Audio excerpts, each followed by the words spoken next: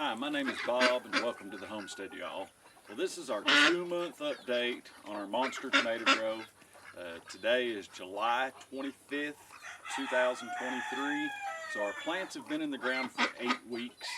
So we're going to take a measurement today. I have done a few things in the last month. I've had trouble with Septoria and bacteria spot, so I've had to trim quite a few leaves off the bottom. We've had an unusually hot summer. Of course, most of the United States and the world has had a hot summer. So that's really rough on tomato plants when it's this hot, and especially when we get night rains and the water sits on there overnight. It's hot, humid nights. It's the perfect conditions for bacteria spot. It's the perfect conditions for Septoria. It's perfect conditions for blight. So we've really fought that, but I'll show you what I do to fight that. We don't use any kind of sprays whatsoever. So I have to do it manually, and I just go through and I clip the leaves off. Any leaf that I see that has a spot on it, I go ahead and cut that leaf off, and then I'll bring me a bag out here and I'll put all those leaves in a bag, and then I throw them away. I don't put those leaves back in the compost because you're just introducing the bacteria or the fungi into your compost pile. Then when you reuse it on your garden, just spread through your plants like crazy. But I'll show you how I do that. I'll show you a little bit of difference. I have some Septoria on this one, and I have some bacteria spot over here. So I'll show you the difference because there is a difference in the two. Septoria is a fungus. It's a fungus, and the bacteria spot, of course, is bacteria. So if you are somebody that uses sprays on your plants, you need to identify what the problem is before you start spraying your plants, because you could just be wasting your time, wasting your money, and killing your beneficial insects for no reason.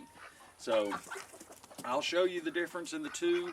Like I said, I have a couple of good examples here, and we'll go ahead and get our measurement. The only other thing I've done in the last month is we started weaving these plants in and out of our tomato cages to help support the main stalk. Because these things get so big and get so heavy, there's a lot of weight on the main stalk, and I'll show you that video right now. Okay, here's a couple examples where I let these run out and then I've tucked it back in. Same with right here. You can see this one's actually coming from way down here, comes around the outside, goes back in, comes back out here, and now I've tucked it back in there. So I'm just kind of weaving those plants, the runners from them, in and out. Here's another one. I just let some of them run out, and then I just poke them back in. And they'll naturally want to come right back out, which is fine. But as this plant grows, I'm going to keep weaving these in and out. You can see this one here, it's sticking way out. I may not be able to get him in, but sometimes what I'll do is tuck it behind another runner, like this one, and that'll pull it a little bit closer. And then once this runner grows, I'll be able to run it like maybe through that corner right there. But you can see here's another one that's out. And like I said, I just tuck them in. Just back and forth and let them weave out. And this is what you want. You want right here, you want that friction against that cage. And what that's going to do, that's going to help support the weight. You can see this one, this vine comes from the other side. So if we look at this vine, it's right here. Hopefully you can see that. But I started doing that from the time the plant was about 4 feet tall. And that way it'll help support the weight of the plant. I just wanted to show you how I help the plant out, because if you look down here at the stem, you know, right there's the stem. We don't want to be putting a whole lot of weight on that stem. You can see this one over here is already started to bow from the weight. You can see that it's bent right there. So, and then it curls back up underneath. So it was already starting to bow from the weight of the plant. This one's well over 6 feet tall. It's probably pushing 7 feet tall now. That's what I do to help support the weight, is just keep weaving the plants in and out, and that puts a little bit of pressure on each little limb to help, so that way when they're loaded with tomatoes, all the weight isn't on the main stalk. For now, let's go ahead and measure these and see where they're at. They've been growing decent even though we've had this extreme heat, but they're not growing great. But we'll go ahead, let's see what they measure, and we'll go from there.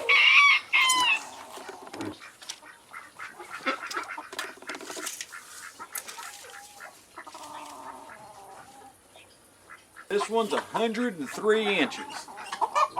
So it's right at 8 foot 7 inches. So they've grown pretty good. Let's look and see what this one is. If I can get this tape measure down in there.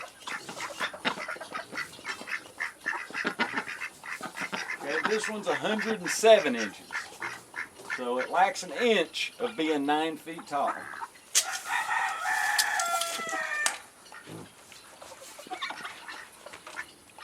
Not quite as big. This is the one that oak tree there shades.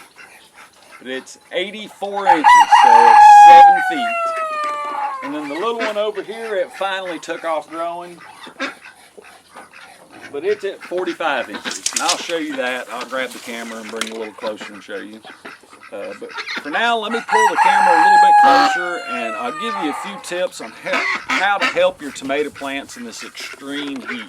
Okay, before we get started trimming up some of these bad leaves on these tomato plants, I want to talk about the extreme heat in tomato plants. One of the best things you can do for your tomato plants under the extreme heat like we've been having, we've been in the 90s during the daytime and the high 70s at night, mid 70s at night, but is give your plants a good deep watering. Tomato plants need that water. They need it for the fruit, they need it for the leaves, but they use it to cool themselves off also. They'll take that water, it'll go up through the leaves, and it'll evaporate, which helps keep the plant cool. But you need to give it a good deep watering. Don't just water a little bit on the top. And a good way you can tell how your soil absorbs the water is just take a water hose for 1 minute. Just sit there and let that water sit there for 1 minute. And then take you a little hand spade and a little hand shovel and dig down in the dirt and see how deep that water's penetrating. I know I've seen some gardens and places that you could hold it there for a minute and dig down, and it's only penetrated about a ½ inch of the topsoil, and that's it. So that's not doing your plant any good. You need to give it a good deep soaking, and I can't tell you how long you need to hold your water hose. It depends on how much pressure you have, and it mostly depends on your soil type. How well drained is your soil? How well does the moisture absorb into your soil? And that's different for everybody. So just run you a test. Like I said, just hold it for 1 minute, take your phone out, put your 1 minute timer on, and then dig down in and see how deep that water penetrated into your soil. And that'll give you a real good idea of how much water you need to water to get a good deep. You want that water to go to anywhere from 10 inches to 12 inches down into your soil, so that way the tomato plant has plenty of water to help cool itself off. The next tip I'll give you, and notice I'm calling them tips and not tricks. To me, tricks don't address the root cause of the problem, where tips do. And the next one is mulch. Some kind of mulch. We use leaves this year on almost everything in the main garden, in our winter garden, and then this tomato grow around our blueberry bushes, around our raspberry bushes. We've just put tons of leaves on them this year, which is going to help build the soil, but it also helps keep the roots cool. So use some kind of mulch, whether it's leaves, whether it's wood chips, cardboard, landscape fabric, something to cover the soil. Mother Nature doesn't like to be naked. She does not like naked soil. So get something and cover that soil up, and that'll help hold your moisture in. It'll help keep the roots cooler, and it'll help your plant grow better and healthier, and will help it fight disease. Okay, speaking of disease, we're going to cut some of these leaves off. I'm going to show you some examples. I always keep a bottle of alcohol. This is just a squirt bottle. that I have, and I just pour pure alcohol in it to spray my pruning scissors down with and to spray my hands down with. I have me a little bag we're going to put all the leaves in, then we'll tie this up and throw it in the garbage. We don't want it here on the homestead because all we're going to do is spread that bacteria or fungus around. So get some kind of bag, some alcohol, and I use my bare hands. I found that if I used gloves, even latex gloves, I was constantly changing my gloves in between plants, and it's easier just to spray them with some alcohol in my hands to sterilize them, so I'm not moving the disease between plant and plant, and I'm not moving it further up the plant. So if I touch a diseased leaf and then I touch up top, then I've just moved that bacteria, that fungus, to the top of the plant. We don't want that. Okay, so let me get started. I'll show you some spots here. Okay, here's some bacteria spot. You can see they're perfect little round circles. The leaf does, and they don't have a gray center with a brown edge. Generally, Septoria has they're a perfect little spot also, but they usually start on the back of the leaf and work their way from the bottom to the top, where bacteria spots usually on the top. But you can see these perfect little spots. Hopefully that's focusing in on it. Where Septoria will be a perfect little spot. They'll have a gray center and a brown edge on them. If you're not familiar with bacteria spot and Septoria, just do a Google search. There's tons of images where you can get close-up images that people have used under microscopes or magnifiers. And that way you can learn and see exactly what your plant has so you know how to treat it. But now I just go around and cut the bad leaves off. You can kind of keep it in check that way. If you don't, it's going to run up your plant quicker than your plant can grow. So I just come through here and I just cut all these leaves off. If I see any spots on any leaves, I cut the whole leaf off, because even if it's green back toward the plant, that spore is already spread to that leaf, and it's gonna die anyhow. But I'm gonna go around here. I'm gonna finish cutting off some of these, and then I'll show you some better examples of Septoria on another plant I have over here.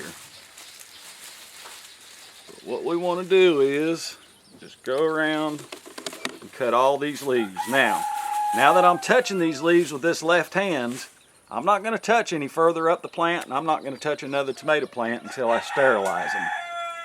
But every leaf that I see that has a bad spot, I'm taking the whole leaf off. And like I said, that doesn't cure it. All it does is keep it from spreading as fast through the rest of the plant. It's just a lot harder for the disease to spread when you've taken most of the leaves off of it. But there's a good example. There's one bad leaf on that. The other leaves are green, but they're starting to get the spots on them. So we'll just take him off, take the whole thing off.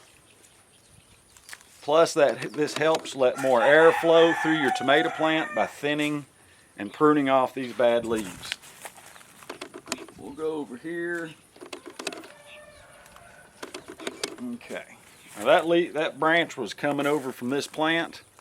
Now I've got most of these off that I can see. Maybe a couple around the other side, but what I'm going to do is I'm going to take my spray bottle, alcohol, spray my hands, and then spray my pruners real good. Just like that. And then we're going to come over to this plant, do the same thing. I'm going to come through here. There's a few of these leaves that are pretty bad. In just the last week, I did this last week, but you can see that leaf and how much of it is dead. Now this is a great example. This is Septoria. And how I can tell, if I can get the camera to focus, you can see the perfect little round spots, but inside it has a gray center.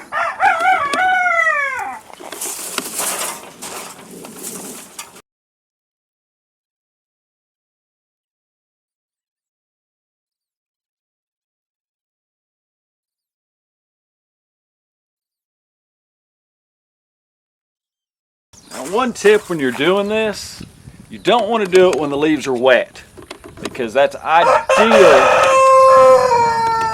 ideal conditions to spread any disease, whether it's blight, whether it's Septoria, whether it's bacteria spot. So always do it on a dry day, so that way it's not as apt to spread from plant to plant or further up your plants. Okay, here's our little plant. It was only about that tall last month. It was only 5 or 6 inches tall. You can see it finally decided to take off growing. It's doing well now. Now that it finally decided to grow, I haven't done anything to this little plant actually.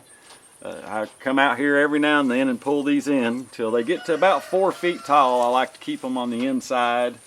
After that, then that's when I want to start weaving them in and out of this to help support the weight of the vines.